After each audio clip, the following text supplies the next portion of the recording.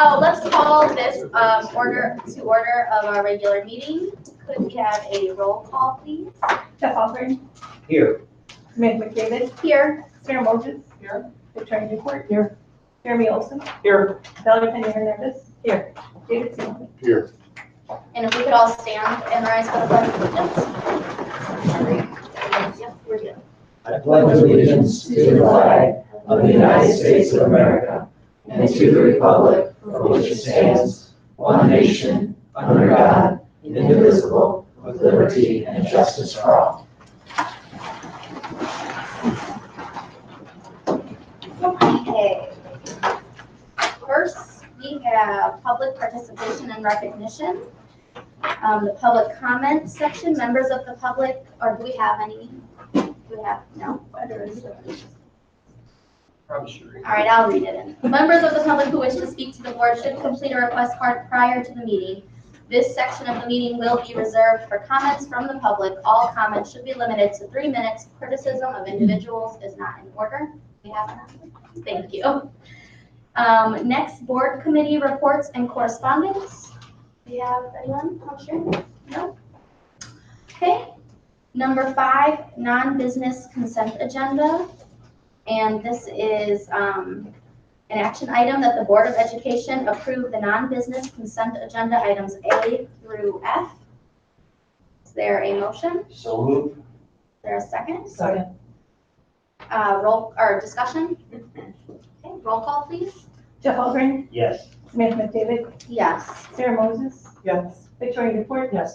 Jeremy Olson. Yes. Valerie Penny Hernandez. No. David Seymour. Yes.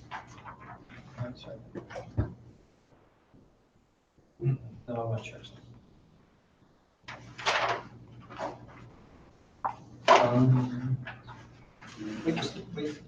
We just had, I'm sorry, all of our personnel items, correct? Yes. So if I may pause a moment, and I would like to recognize our new head basketball coach, Mr. Mike Reynolds.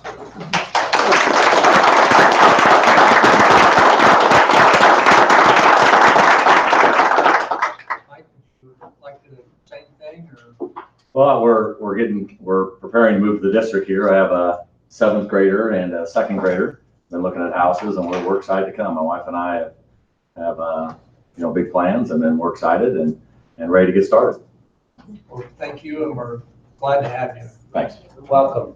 Thank you.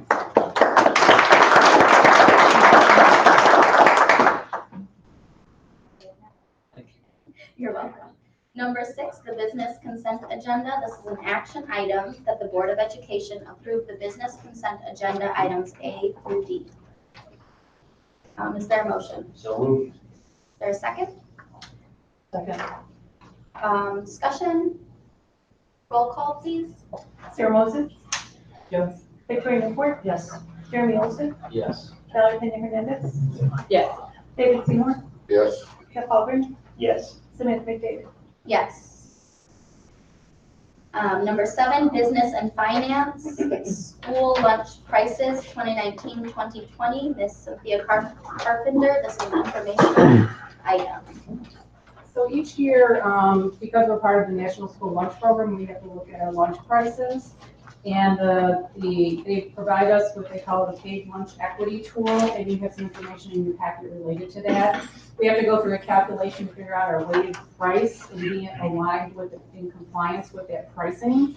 So when we ran through that process for the upcoming school year, we basically have 3 options that we can do in terms of our lunch prices. Option 1 is basically in order to get into compliance with what our weighted average should be, which is about $3 for each lunch, because we have different prices for our elementaries and middle schools and high schools.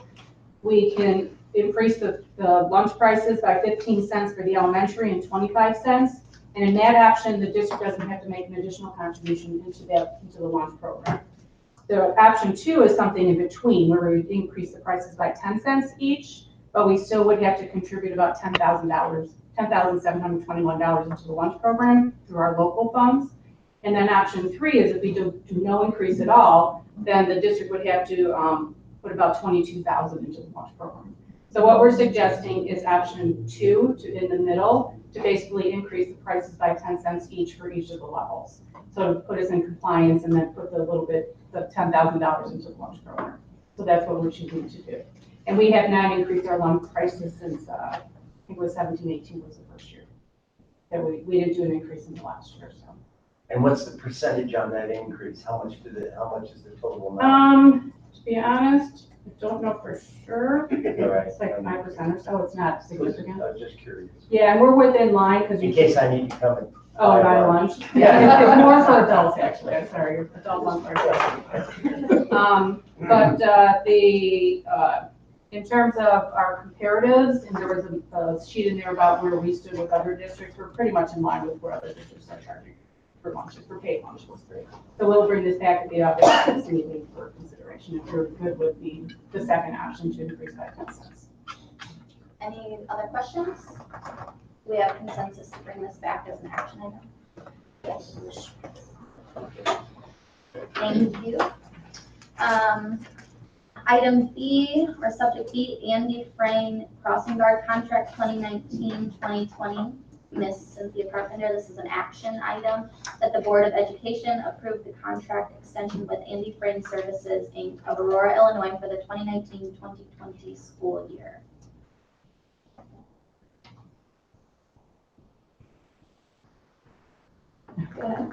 So basically, just a real brief history. The city of DeKalb used to provide crossing guard services for the district for a lot of years. And back in 16-17, the city came to us because they had some budget situation where they wanted the district to pay for those costs rather than the city providing those. So they gave us a year to figure things out. They actually changed to Andy Frayne Services to provide those crossing guard services, and they paid for the contract in the 16-17 school year. I'm sorry, in the 17-18 school year. And then last year we did an RFP and then also contracted with Andy Frayne to take over that contract for the 18-19 school year. So the last school year was the first school year that they were with us. And that was a 3-year contract, and then there's opportunities to renew in year 2 and year 3. So now we're in year 2, so we're looking to renew that for the next year of an increase of about 1.5%. So it's about $568.44 per day that they charge us for crossing guard services. And then I also put with the board packet the various different corners and intersections that they provide services for us. And it's worked out well this year for us, actually. We've had some good response with them.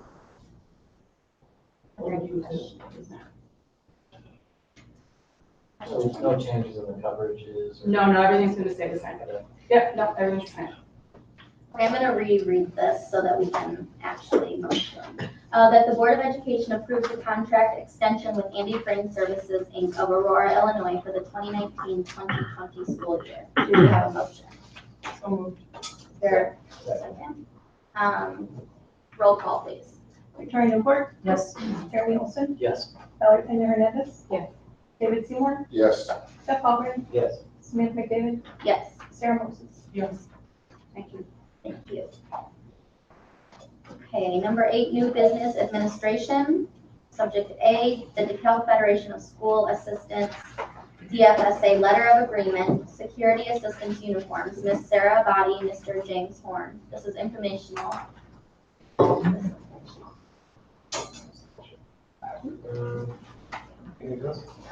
right, good evening, everyone. So we have worked at the high school and at the middle school in conjunction with DFSA, and the goal here is to make sure that the buildings are safe and secure in the event that you have to call in first responders. We're thinking police department, we're thinking fire department, we're thinking paramedics. Currently, the security assistants follow the dress code of the staff, so that as long as they're dressed professionally, they're okay. Many of our security guards are younger in appearance, particularly at the high school. It becomes difficult if it's a chaotic situation and first responders come in to identify members of security as being professionals that are there to assist. So working with Sarah and with the association, what we're proposing is that we streamline the process and that security guards be required to wear shirts to distinguish them as security. So it would be a polo shirt with a DeKalb symbol on it, and it clearly would be labeled as security.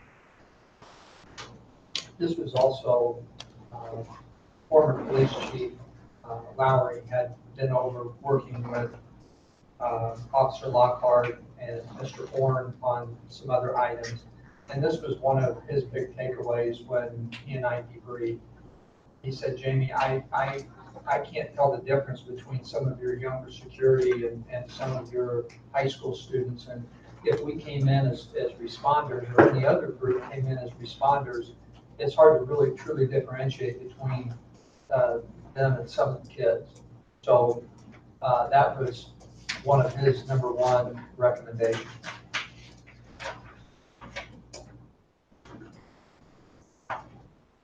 So we have similar language. So with the actual language that is here that we've worked with the association on, we have almost identical language in our Queen Tammy DFS test in terms of how the uniforms are issued, so on and so forth. So we follow that, similar language, with one exception where we call for a return of those shirts in the event that anyone separates. And again, that's not for confusion. If somebody happens to come to a football game, they wear their DeKalb shirt, but it says security. So we talk through that just for that safety component. So the language itself, is something that we're accustomed and familiar to. I have a logistical question. You buy sizes for the people that you're buying? I mean, in other words, are you buying for the people that you're Yeah. fitting to? Yeah, And then- there is the potential that if somebody really tall resigns, we hire somebody who's a little bit shorter, that we may have to navigate. Okay. The good news is the shirts are about $15 to $20 a piece, so it's not a significant, increase. And then what you would do is just hold on to the higher size. You start to build a stockpile. Sure, thank you. Any other questions? Do we have a consensus to bring this back as an action item? Yes. Thank you. Thank you. Subject B, DeKalb High School utilization of the Latin system for honoring graduating seniors. Mr. Horn, this is informational. Yeah, sorry. Okay, I'm back. All right, so today I'm here to talk to you about how students are recognized at graduation. So if you go to the next slide, please. There are two different ways students are recognized. The first is the traditional form of recognition, and that is based on grade point average. At DeKalb High School, we have a 4-point grade point average, but we do have a weighted system. So advanced placement classes, it's graded on a 5-point, honors classes on a 4-point, everything else is on a 4-point system. So based on what a student earns as far as GPA, there would be the top 10. The top earning student would be the valedictorian. The second top earning would be the salutatorian. There's also the Latin system, which you see typically at the university level, where students are break down into 3 different tiers. The highest honor would be summa cum laude, magna cum laude is the second, and then cum laude. It's based on, out of that 4-point GPA, recognizing students who are at a 3.5 and above. Go to the next slide. Current practice, as I said, at DeKalb High School, the way it works at graduation, the top 10 students are honored. We call the names of the students, they stand and are recognized, and then the top earning GPA student is named the valedictorian right then and there. Okay, things to consider with our current practice. So this is from the past graduating class. There was a 0.173 grade point difference between number 10 and number 1. There was a 0.02 grade point average between the student who was number 11, meaning a student who is not recognized, and student number 10, a student who is recognized. Kick that back a little bit. If you go to the student who was number 15, that's 0.072. So a student further down the line that was not recognized. Now, if we had utilized the Latin system for the class of 2019, we would have 48 students honored as summa cum laude, meaning the highest honor. We would have 25 students as magna cum laude, and 36 students receiving the cum laude. Okay, so what I did was I took a look around at our former conference and our new conference. And granted, it's summertime, which is why you're not seeing all the schools represented. It was difficult trying to get in touch with people. But if you look, the vast majority of schools are switching to the Latin system. The conference that we're moving into, the DuPage Valley, they've been doing this for over a decade. All right, so recommendations. What I want us to do is take a moment and just kind of consider what is our mission here. And that's preparing students to reach their full potential as lifelong learners. Now go back to the point that I just made earlier, that 0.02 difference between 11 and 10, that's not necessarily a student who earned a B or even an A minus.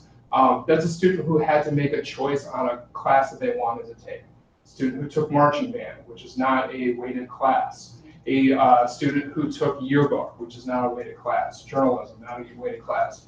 Or a student who was in all advanced placement, decided their senior year that they wanted to go into business and chose to take accounting, which is what we would absolutely recommend because all business majors should have a background in accounting. Accounting is not a weighted class. All of that is going to count against them. So you have students who are exploring, taking academic risks, taking classes that they're interested in, finding new career paths and opening up doors for future studies that the way the system of honor is actually working against them.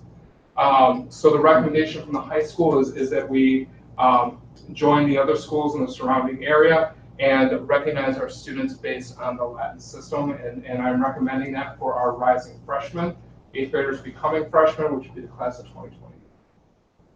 So you're recommending that for the next 3 years, then we would continue with the GPA system? Correct. And with the incoming freshman class, transition that class to the Latin system? A couple of reasons for that. A lot of students have really focused in on this. It would be very difficult to sit down with a student who's about to become a senior who's poured all that into it. And then when I have conversations with principals for schools that have gone through this transition, they've eased in the same way.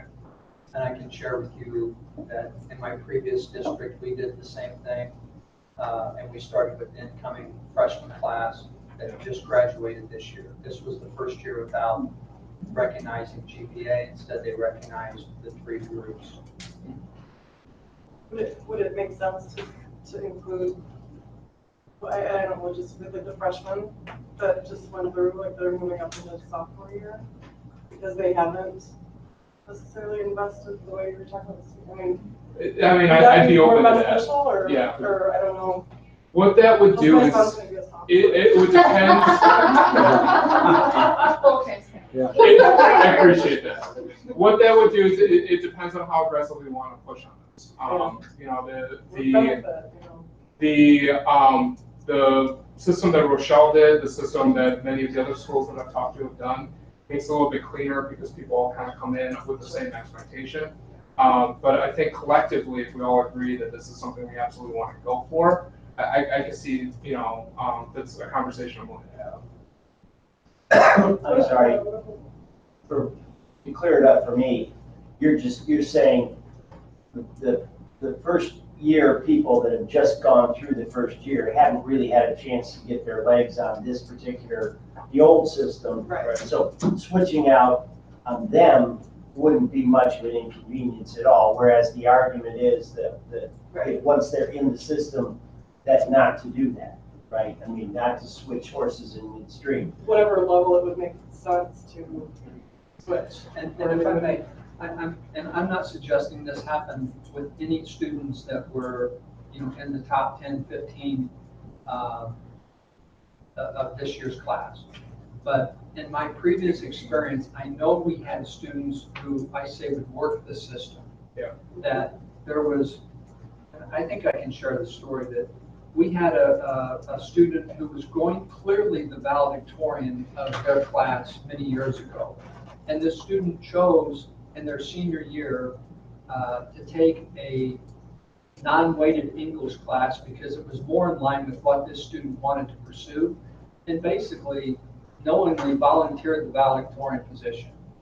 And again, this student was clearly the valedictorian of the class, but because that student made the choice to take this journalism class because that's the career path that they wanted to pursue, unfortunately they had to, not only did they not, they dropped from valedictorian to number 3. And the Latin system, everybody is competing against themselves. And now I'm making a decision, if I want to graduate summa cum laude, then I'm looking at my calendar, my schedule, based on what I want to pursue, and not whether James Horn is in front of me a spot or 2 spots, and if I take that non-weighted class, is he going to pass me or separate further? So it takes all of that away. Now, every student has the same opportunity to be recognized based on their own choices and academic performance. And like you said, it encourages exploration of things. It does. Yeah, arts and. Right, and then that is something we pride ourselves on in the high schools, the variety of offerings that we have. Well, the truth is, most colleges now, kids going through it, they rip out all the stuff anyway. They're looking at your core curriculum grades, no matter what they are, you can look at your old score. They're just tearing out classes they're interested in. So, Well, having gone through this, and Victoria can speak to this as well, 3 times now getting kids into college, they want to know what your students took, and they do want to look at their individual GPA, but they also want to know, what level were they taking, AP classes, honor classes, dual enrollment classes. So what did they take and how did they do? That's really what they want to look at. They don't care what the class rank is. They want to look at the GPA, but also look at it, what did you take? And they also want to know, what else were you involved in? Were you in band? Were you in clubs and activities and sports? And that matters too. so my only question would be, is there any negatives to it that you've heard, other than the one person not going to get to be valedictorian now? It's a change that breaks from tradition. Anytime you break from tradition, that there are going to be some upset folks about that. I have not come across anything through conversations with surrounding schools, certainly nothing in the professional literature that I've been able to find that it is a strike against this. The fact that we're modeling it after the university system, universities, this is what they're accustomed to, it's the world that they live in. So it's not going to keep a student from getting into a top tier university. Think of like a little pin or something? How we recognize it, it depends. I mean, we can look at cores, we can look at pins, asterisks, we can even have them stand to be recognized. There's a variety of ways of doing it. But you're recommending this, you're recommending it, so that's good enough for me. I'm good, I'm on to it, so. So we have consensus to bring it back to the perfect. Thank you. Thank you. Okay. Subject C, semi-annual release of closed session minutes for public inspection. This is an action item that the Board of Education release the closed session minutes identified and recommended for release with redactions as indicated. Is there a motion? So move. Are there any questions? Okay. Roll call, please. Jeremy Olson. Yes. Stella Pinion Hernandez. Yes. David Seymour. Yes. Jeff Albrecht. Yes. Smith McDavid. Yes. Sarah Moses. Yes. Victoria Newport. Yes.